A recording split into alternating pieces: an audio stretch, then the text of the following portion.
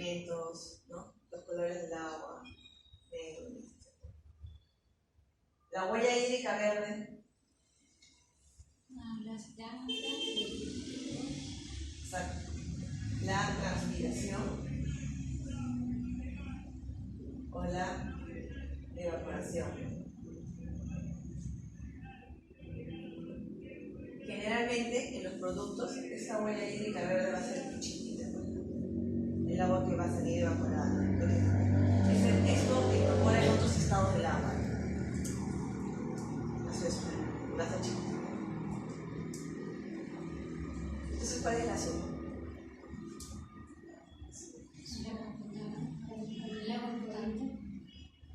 El consumo de agua disponible ¿de qué fuentes? Las superficiales. Exacto, de las fuentes superficiales. Y también de las fuentes subterráneas, ¿no? De todas las fuentes. Ahí se va a hacer la O distinción. sea, el agua dulce. Sí, pero se va a hacer la distinción. Huella hídrica azul subterránea o huella hídrica azul superficial. Pero es todo el agua que sale de un cuerpo de agua. Todo el agua consumida, ¿no? La huella hídrica gris va a ser todo el agua contaminada, ¿no? Y esta es consumida también, pero en otros estados del agua, que van a ser porcentajes muy pequeños generalmente. Esto es para The Water Footprint Network. Ellos lo clasifican así. La ISO no. La ISO solamente va a ser entradas, salidas e impactos ambientales. ¿Ya? Eso es para The Water Footprint Network, no es para la ISO 1440.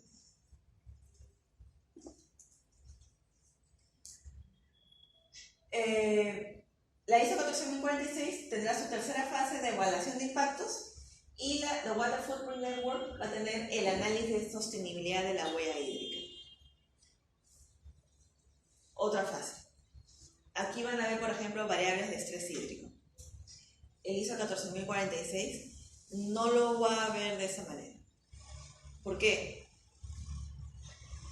Como hemos visto al inicio, esta metodología es para productos, empresas, organizaciones, eventos, procesos. Esta es mucho más grande, mucho más genérica. Se puede hacer para ciudades, puede hacer para cuencas. Es mucho más compleja. Finalmente tenemos la interpretación y ellos van a tener la formulación de respuestas. Muy parecido, es muy parecido. La única diferencia es que usan otros nombres para la clasificación de sus entradas o salidas, ¿no? O impactos ambientales. ¿Todo bien hasta acá?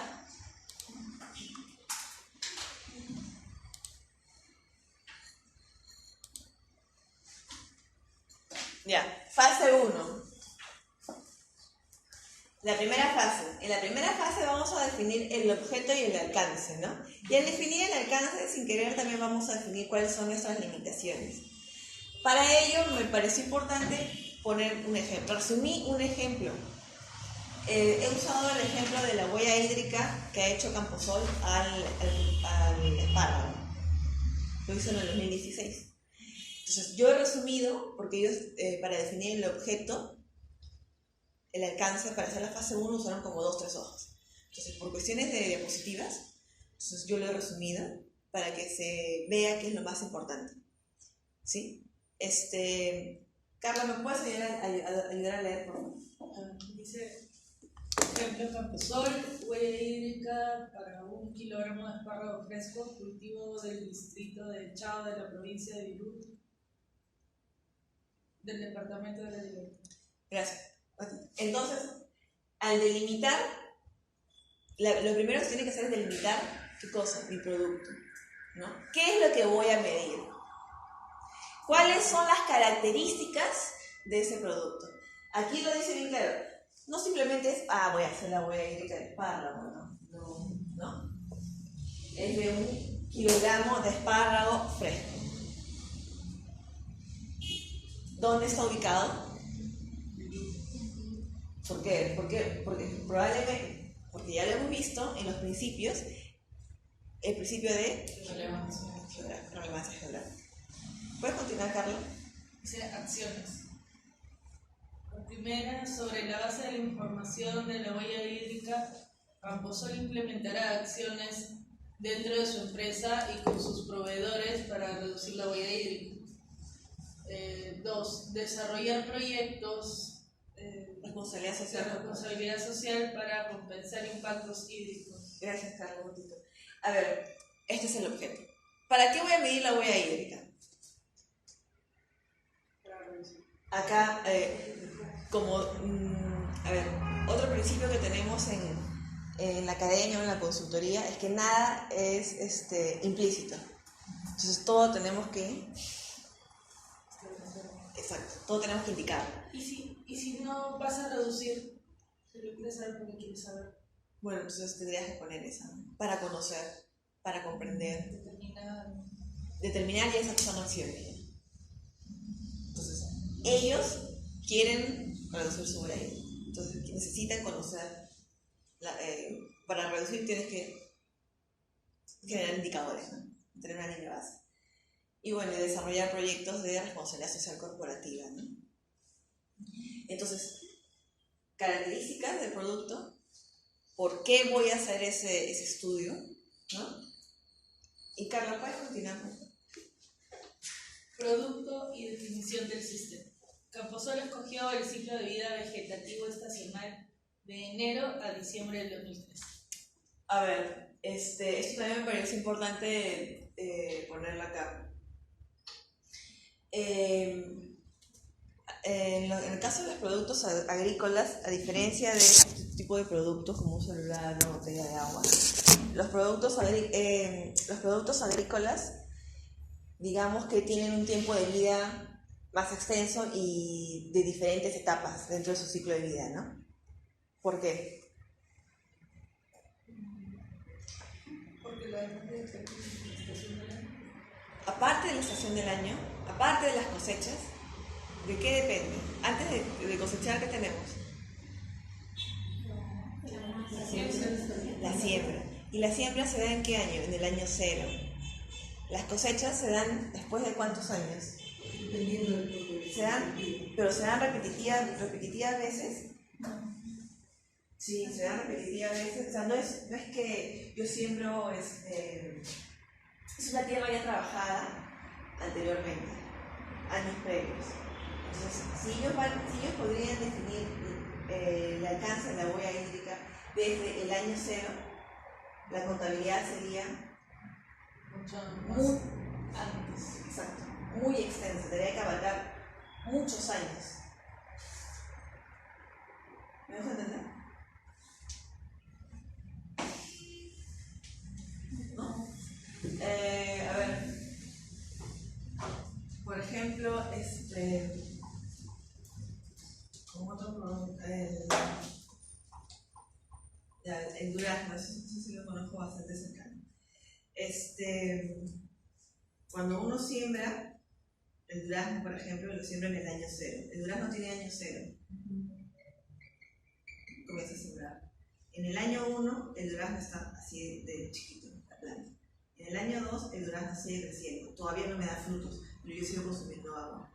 Así hasta el año 6. A partir del año 6, la planta ya está joven y la planta recién da frutos. Pero yo sigo consumiendo agua. En este mismo año 6, y he consumido agua 6 años anteriores, ¿no? En el caso del durazno, cuando la planta está madura, que es en el año 8, cuando inicia su periodo de adultez en el año 8, hasta más o menos, dicen que más o menos de 5 o 7 años, la producción va a ser grande, la producción va a ser mayor. ¿Por qué? Porque la planta está adulta, ya no está niña, ya no está joven. Entonces, al ser una planta adulta, va a rendir, esas plantas van a rendir el mayor porcentaje de kilos, ¿no? De frutos. ¿Ya?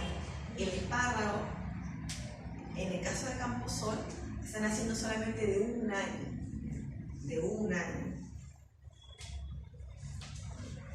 Solamente de un año. No están haciendo de años anteriores. Por eso que hacen la diferencia. No es como cuando yo produzco una lata. Está especificando el tiempo. Está especificando especificando el tiempo. Aparte de especificar el periodo, es importante discernir en los productos agrícolas cómo es, claro, cómo es su ciclo de vida. Es muy diferente, por ejemplo, a un ser biótico, como los cementos,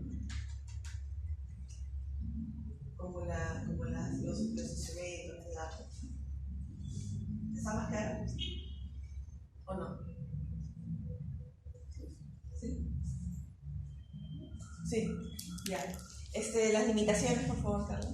No se consideró información de mantenimiento de equipos y maquinarias en la planta de producción por importancia de costos. Es decir, lo que es más barato, los equipos más baratos, no se consideraron.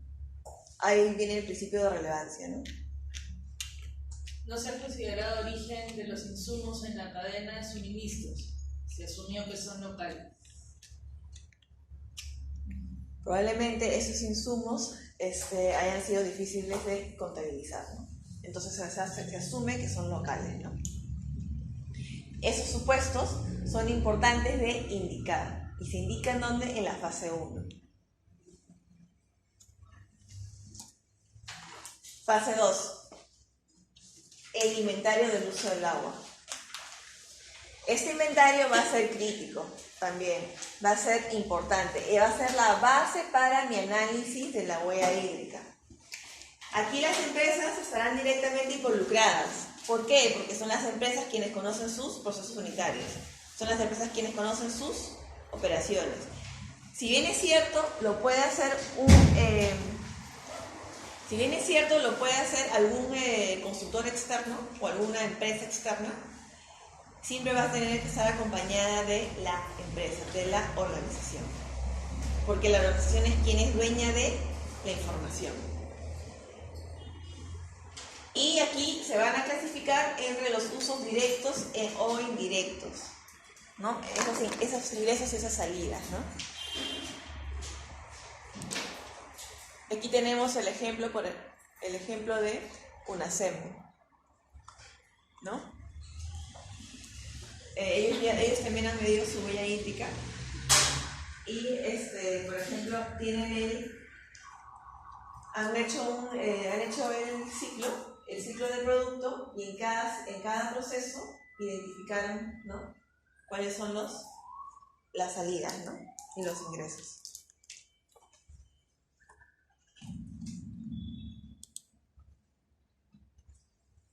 Entonces, ¿cómo vamos a hacer ese inventario? ¿Qué tenemos que considerar? ¿Qué ítems tenemos que considerar para hacer nuestra recopilación de información? El tipo y cantidad de recurso hídrico usado, ¿no? Por ejemplo, precipitaciones, agua superficial, agua subterránea, ¿no? Hay algunas empresas, bueno, son poquitas, quienes, no acá en Perú, que reusan, por ejemplo, el agua de lluvias, ¿no? En el caso hubiera lluvias, ¿no? Pero acá en Perú, en Lima no sucede eso, ¿no? Pero al hacer la contabilidad de la huella hídrica, tienen que contabilizar esa agua que viene de las precipitaciones, ¿no? Agua superficial, que es lo más común, estamos nosotros. Agua subterránea, ahí también estamos nosotros, ¿no? Parámetros de la calidad del agua: físico, químico, bacteriológico, calidad, ¿no? La temperatura, el color, la toxicidad, pH, ¿no? Esas cosas tenemos que considerar en el inventario. En tercer lugar, las formas de consumo del agua, del consumo del uso del agua. Van a ser de evaporación, van a ser de transpiración, cuál es la integración en el producto, los descargos al mar, están las salidas, los descargos en otras cuencas, ¿no? En cuarto lugar, las formas de no consumo del agua. Por ejemplo, las descargas en otros cuerpos de agua dentro de la misma cuenca. Una pregunta. El descargo al mar, ¿por qué es consumo de uso? No sería consumo de uso. Formas de consumo del uso del agua. No, sería, es una salida. Es un no consumo. Pero está dentro de los inventarios. Estamos viendo ahorita todo lo que es inventario. O sea, sí es consumo porque tu empresa tu empresa es dueña de ese vertimento, pues, ¿no? Okay. ¿Sí?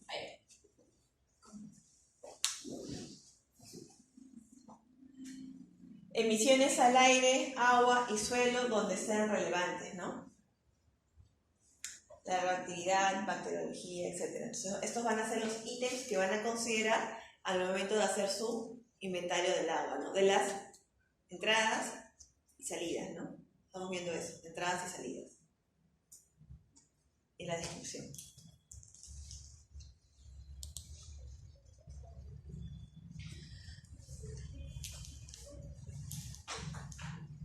¿Hasta ahí está claro con el inventario? Para entrar a la fase 3.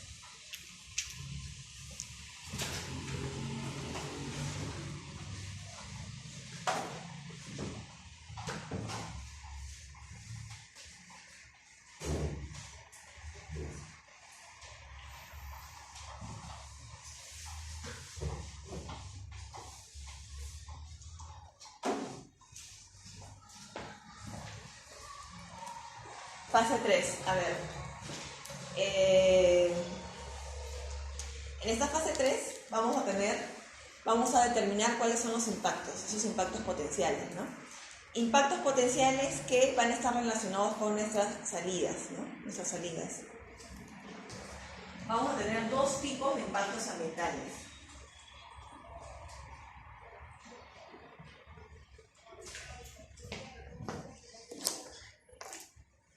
Ellos les dicen, el primero, impacto de punto medio.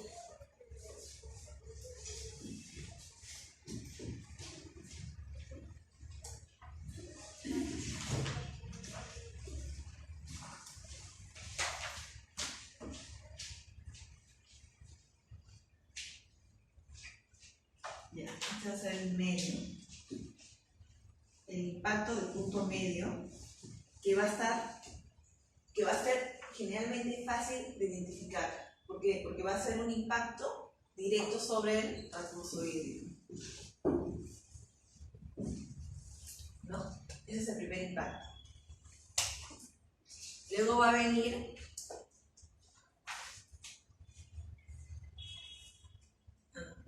en el impacto de punto medio, ¿no? Ahí va a estar justamente todo lo relacionado a los recursos hídricos. Y todo lo relacionado a los recursos hídricos vamos a tener impactos en sus cantidades e impacto en la calidad.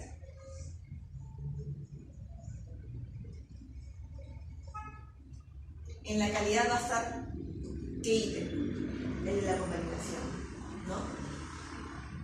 El de eutrofización, acidificación, ecotoxicidad, radiación termal, contaminación, ¿no? Por ejemplo, ¿qué es lo que hace? ¿Qué es lo que hace un exceso de dióxido de carbono en los océanos? Acidifica. ¿No? Por ejemplo. Entonces, lo primero que se va a identificar cuando vamos a evaluar los impactos van a ser cuáles son los impactos en cantidad y en calidad respecto al recurso hídrico, directamente. Eso se lo conoce como los impactos de punto medio. Es lo primero a identificar en cuanto a impactos. Después van a venir los impactos de punto final.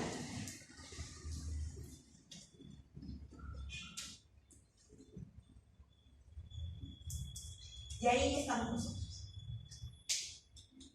Ahí estamos nosotros. Por eso que es mucho más complejo la medición de la huella hídrica a diferencia de la huella de carbono. Ahí estamos nosotros. ¿Cuáles van a ser esos impactos de punto final? Los daños que van a repercutir en la salud humana, los daños que van a repercutir en la calidad de los ecosistemas y en los recursos, otros recursos naturales. ¿Por qué? Porque el agua es indispensable para todo tipo de vida. Es por eso. Entonces, el impacto que hay en calidad de agua, aparte que va a impactar directamente el mismo recurso natural, va a tener un efecto colateral en otros sistemas. Y ahí estamos nosotros, los humanos. Entonces, eso se le llama impacto de punto final.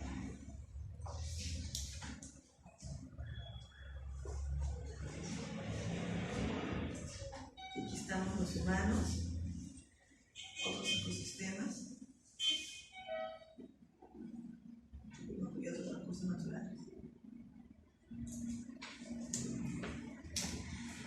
por eso que la huella hídrica es mucho más compleja.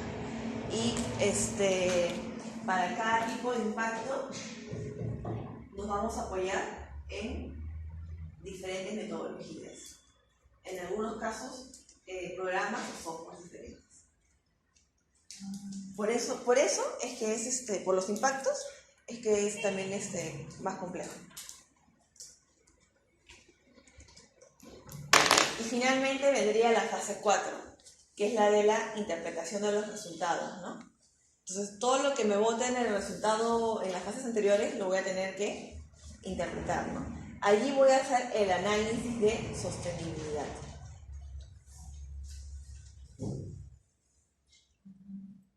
Allí vendrían las conclusiones y las recomendaciones. ¿Sostenibilidad o sostenibilidad? Es lo mismo. Es lo mismo, es lo mismo. Ahí vienen las conclusiones y las recomendaciones, ¿no? Entonces, digamos que la carnecita va a estar en la fase 2 y en la fase 3, ¿no? Y la fase 3, especialmente la parte de los impactos del punto final, van a ser los más complejos. Ahora vamos a ver las metodologías disponibles para cada uno de ellos. Por ejemplo, para los impactos de punto medio, tenemos en cuanto a disponibilidad de agua, que ya vendría a ser la parte de cantidad, ¿no? Disponibilidad de agua. En cuanto a escasez, estas referencias, estas metodologías. En cuanto solamente a disponibilidad, en cuanto a la oferta hídrica, estas serían las metodologías. Y respecto a la degradación, que sería la contaminación, la calidad, según el tipo de contaminación, tendremos a un programa diferente.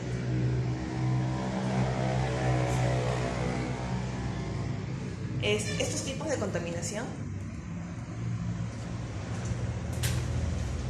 también van a ser los mismos para el análisis ciclo de vida y ya están consensuados internacionalmente. Entonces, básico van a ser estos 6. Pueden haber más, pero básico van a ser estos 6. A veces hay más dependiendo de por ejemplo, la región, ¿no? En Europa hay más. En Europa, por ejemplo, se cuenta uno que tiene, no me acuerdo el nombre, se me ha ido, pero es uno que tiene que ver con un smog muy característico de esos países. Si no me equivoco, viene del aerosol. Entonces, ya hay otros problemas ambientales característicos por regiones, que por ejemplo no lo tendría Perú, ¿no? Pero estos son los 6 que debería de contar como básico en todos los impactos ambientales referentes a calidad del agua, ¿no? Y como hay índice de contaminación, es contaminación como que en general. A calidad del agua, o sea, hablamos de calidad del agua. Claro, pero uno de los rubros de calidad es cuando dice eutrofización y habla de también dermal, radiación, dice contaminación. Sí, contaminación. Desechos, por ejemplo, ¿no? O sea, contaminación del agua. Ya. Por exploración. Ya. Respecto al punto medio. Ahora, ¿cuál es la metodología para evaluar los impactos de punto final? De las metodologías anteriores, ¿yo puedo escoger cualquiera? Sí. O es una por cada uno. Depende. No, de lo de arriba, me imagino ahí. Sí. Porque están discernidos. No están discernidos. Sí. Generalmente esas metodologías van a depender de la disponibilidad de tus datos, ¿no? Sí.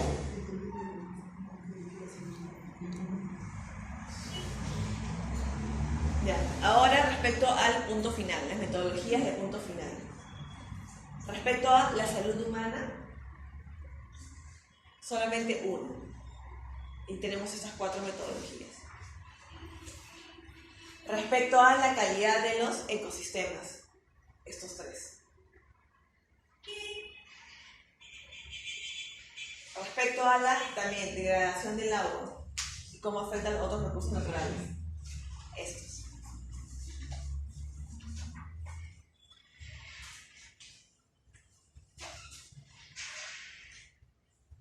Y además por eso también es es muy difícil que en una hora se haga un ejemplo de una huella hídrica, ¿no? Por lo extenso que es la medición de la misma huella hídrica, ¿no? Sin embargo, ahorita vamos a ver los resultados de la medición de la huella hídrica de Lima Ciudad. No de un producto, pero es de Lima Ciudad, ¿no? Justamente por el problema que tenemos nosotros como aquí en nuestra metrópoli, ¿no? Entonces, hasta acá van a ser las fases de la huella hídrica según la ISO 14046. Recalco que por cuestiones de tiempo no podemos ver un ejemplo en todas las fases, porque sería no alcanzaría en una hora, ¿no? Ni en dos tampoco. Lo importante es que disciernan la importancia de cada fase y que identifiquen las metodologías que se pueden usar para al menos en los impactos ambientales, ¿no? Que son diferentes. No es una misma metodología para todos, ¿no? Entonces, ya entrando un poquito a la parte de empresas, la ISO 14046 también nos indica que cuál sería esta relevancia de la huella hídrica para las empresas. Muchas empresas, cuando yo he tenido la oportunidad de visitar empresas a vender la huella hídrica y también la huella de carbono, la primera respuesta a mi presentación era: ¿y la medición de la huella hídrica, la huella de carbono es normal? ¿Nos exige? Es obligatorio. ¿Es obligatorio? ¿No? Eso es lo primero que te pregunto. Y no es obligatorio, sin embargo, te ofrece otras oportunidades, otros beneficios, pero es un poco difícil que lo entiendan de esa manera, ¿no? Entonces, lo que conversábamos con algunos colegas era que nosotros teníamos que capitalizar nuestro discurso, capitalizar nuestro lenguaje. Y es decir, ok, esta herramienta de gestión o esta herramienta de métrica ambiental no es exigible por el Estado, sin embargo, te ofrece las siguientes oportunidades o los siguientes beneficios, ¿no? ¿Cuáles serían esos? Gestión de los riesgos. ¿Ustedes creen que, por ejemplo, alguna empresa dedicada en el rubro de bebidas y comidas, que tenga sus plantas dentro de Lima metropolitana, o que hagan uso de las aguas de las cuencas de Lima metropolitana, Chirilú? ¿Ustedes creen que tomen en cuenta esto, el riesgo financiero? Sí, ¿no? ¿Por qué? ¿Qué pasa si llegamos a la crisis hídrica? Porque ahorita estamos en estrés severo, ¿no? ¿Qué pasa si en una situación de crisis hídrica? ¿Cuántos millones de soles van a perder ellos? Porque por ley, la Constitución está que primero el agua es para consumo poblacional, ¿no? Entonces, ese tipo de empresas sí tiene mentalizado que sí existe una gestión de riesgos financiero, físico, por supuesto, y reputacional. Regulatorio no mucho, porque saben que, digamos que nuestro marco normativo todavía en ese aspecto es bastante, un poquito lento, ¿no? Para normar, por ejemplo, la medición de la huella hídrica, ¿no? Pero ellos, por ejemplo, una empresa de ese rubro sí lo tiene ya incorporado en su chip, ¿no? Su chip empresarial. Y a diferencia, por ejemplo, una empresa de servicios o como la corporación Credicorp, Bueno, solamente más o menos el banco de crédito, que es una empresa de servicios. Nada tiene que, ellos no producen agua, nada tienen que ver con esto. ¿Cuál sería su oportunidad para una empresa de servicios? Mi riesgo no es directo, ¿no?